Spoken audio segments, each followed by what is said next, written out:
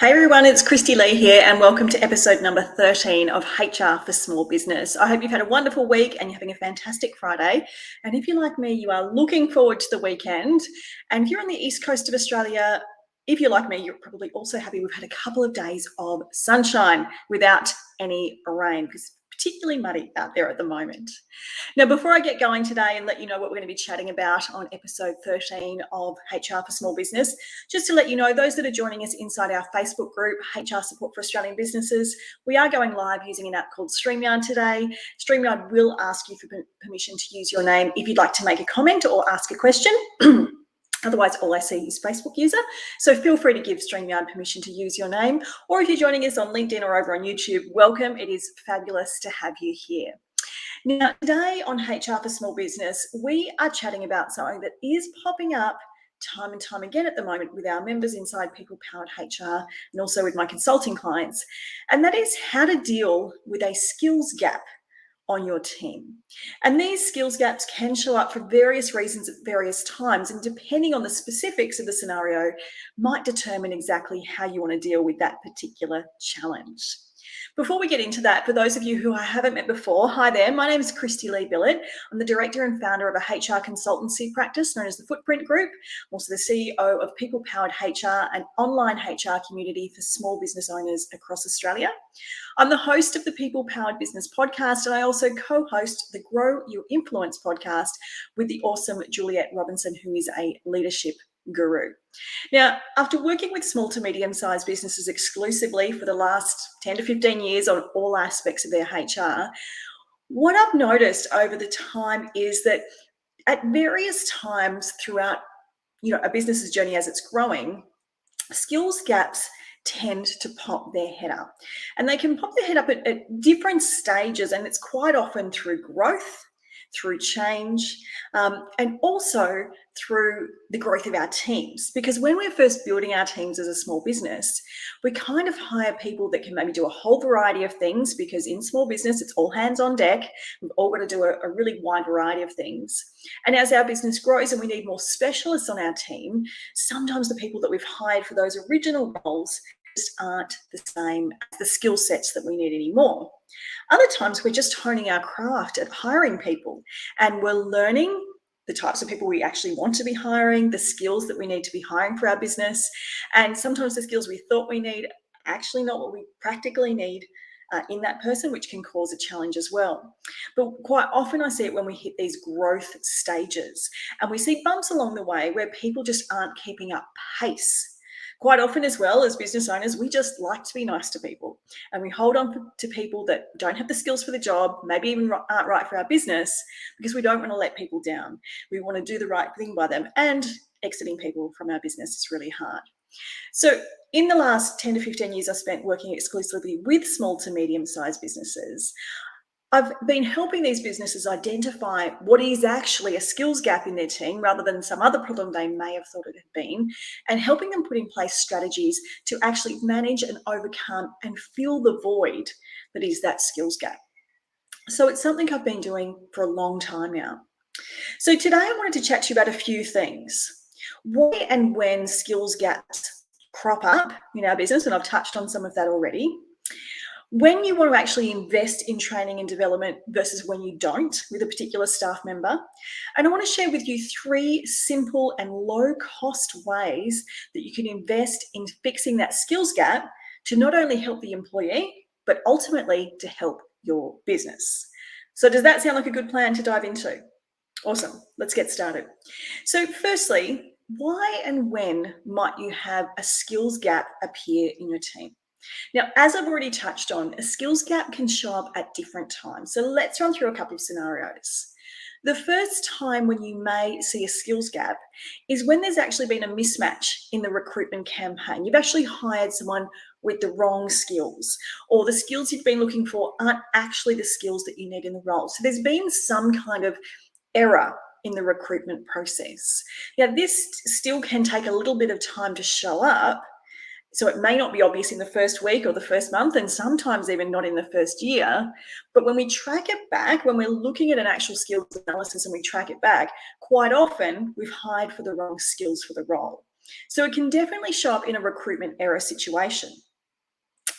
Another time that is very classic for a skills gap to show up is when we've had changes in technology in our business. And depending on how change resistant our employees are, some of our employees will keep up with that pace of change, no dramas at all. They thrive in that environment, where others find change difficult. And if we're not really cognizant of that, and we're not aware about who are our change resistors and how we can actually help bring them over the line and get them up to speed with that change, that can very quickly turn into a skills gap scenario. Another scenario is role changes, where the position has morphed and changed over time, which happens in every business. So if that's happening to you, do not stress. It's totally normal that roles grow and roles change over time. And therefore, the skills that you need in that role change over time. Ultimately, quite often, the skills that got an employee to where they are now in your business are not the skills that are going to get them to where you need to go. And really interestingly, some recent research out of Swinburne University, which studied and surveyed Australian workers across a vast cross-section of industries, sectors, position levels in organisations, found some really interesting facts about workplace learning and workplace training and development. And one of the most interesting insights that I gleaned from that report was that 3 in 5 Australian workers surveyed do not believe that the skills they have now will serve them in their current roles within the next 5 years. They feel that they will not have the skills to complete the job they are currently employed for. The pace of change is faster than the pace of the training and development we're providing our people. Now, if 3 in 5 people in your business don't feel they've got the skills to do the same job in the next 5 years, we've got a problem on our hands, and we need to invest in fixing that or preventing that gap from existing, because it will come at us thick and fast. So how do you know when you should invest in a particular employee? Because training is an investment. Any kind of time, money, commitment we give to our employees can be something as business owners we see as a cost. And for small businesses in particular, it feels like just another cost, because hiring employees is an expensive exercise. And for many of us, it's one of our biggest overheads in business.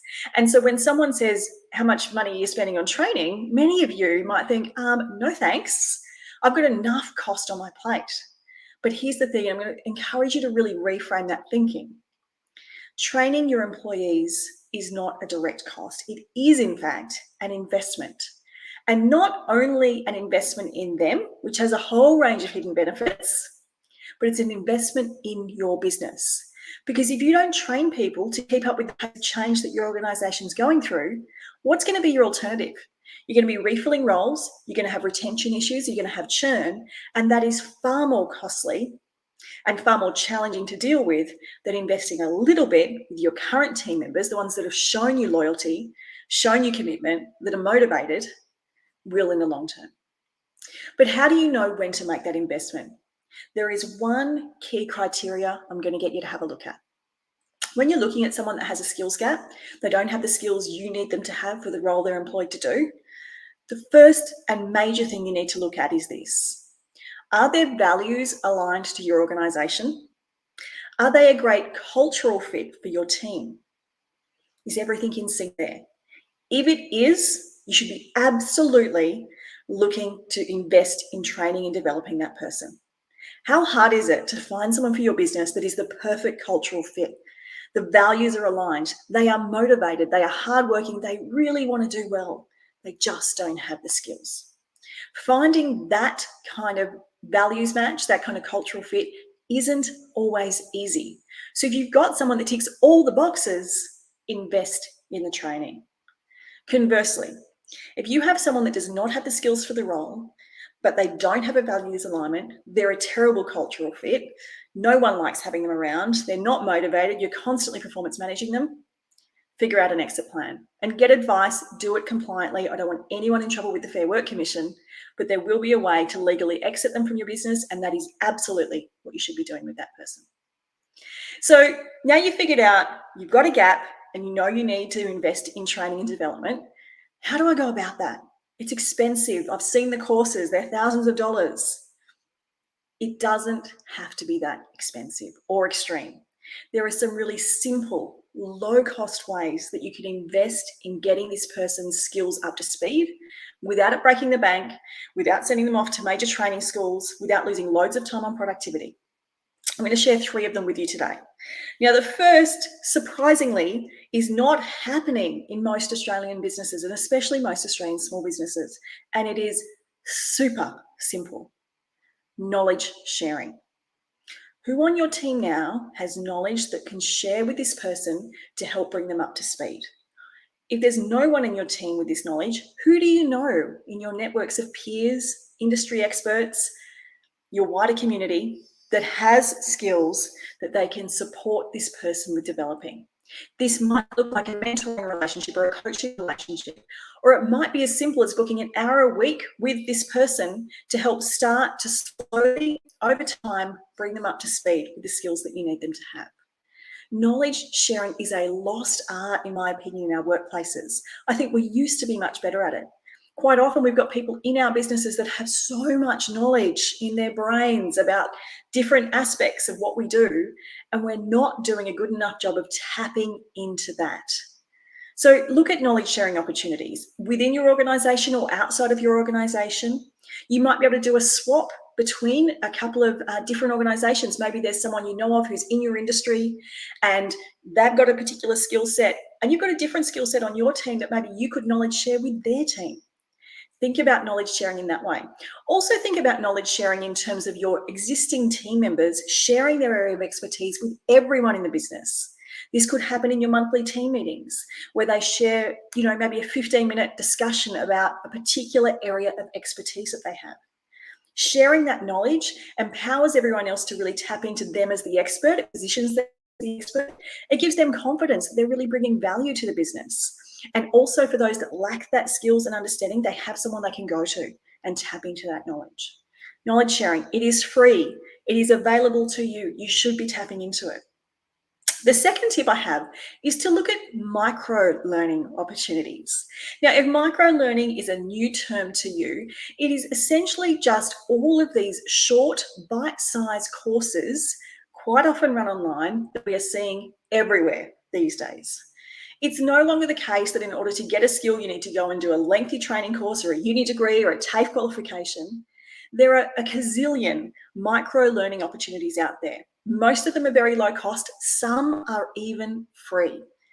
Micro-learning is great when you need them to upskill in a particular software program or get a particular niche piece of information or skill. Look at micro-learning. It is super low cost. It is super accessible. You could have the employee do it 1 hour a week in the workplace. They don't have to invest their own time in it. But there is so many micro-learning opportunities out there. In fact, even some of our biggest tertiary institutions are tapping into the micro-learning trend. Because these days we don't have the attention span for most of us, and we can get so much more out of a specific niche direct piece of content that we're learning from. So micro-learning is the second tip. And the third tip I have for you is to consider supporting some self-paced learning. So doing a hybrid model where the employee is seeking some skills, maybe even outside of work hours, or possibly they're funding it, but you're supporting that by providing some sort of mentorship, maybe co-funding it, maybe letting them do part in their work hours. So they are showing that commitment to themselves and their own development, and you're supporting them along the way. And that would be particularly useful if it was a skill that was not workplace specific, perhaps something that would definitely help them in the workplace, but is also going to help them to progress their career in a more long-term scenario. So the 3 tips: invest in knowledge sharing. It is free. It is at your fingertips. Invest in micro-learning opportunities, low cost, easy access, out there for almost anything you can think of. And the third is to look at co-funding and co-sharing and supporting the employee's own self-paced learning initiatives. So to wrap up what we've chatted about today, if you have a skills gap on your team, it is your responsibility as an employer to help bridge that gap. It doesn't just benefit the employee, it absolutely is an investment in your business, in your productivity, in your profitability, in your potential for growth, in everything you want in your business.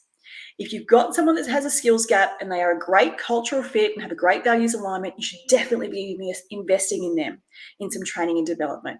And training and development does not have to be high cost. It does not have to be time heavy. You've got these three options, as well as loads more, available to you right now. Because here's the thing, and this is a quote I think from Henry Ford: the only thing worse than investing in training an employee and having them leave is not training an employee and having them stay. It is absolutely worse that someone stays with you that doesn't have the skills, becomes disengaged and becomes toxic in team, than it is in investing and ultimately having them leave, because it's part of the employee's journey. So if you've been in a situation where you're not thinking about training at all, or you thought about training and just think it's too heavy a cost, I want you to reframe that thinking. Think about what you can do today to help bridge the knowledge gap in your team, bridge the skills gap, and invest in your people, because it is an investment in your business. Thanks so much for joining me here on episode 13 of HR for Small Business. It's been great to have you here. I'll be back again next week for a brand new episode. In the meantime, have a fabulous weekend, and I can't wait to see you next week.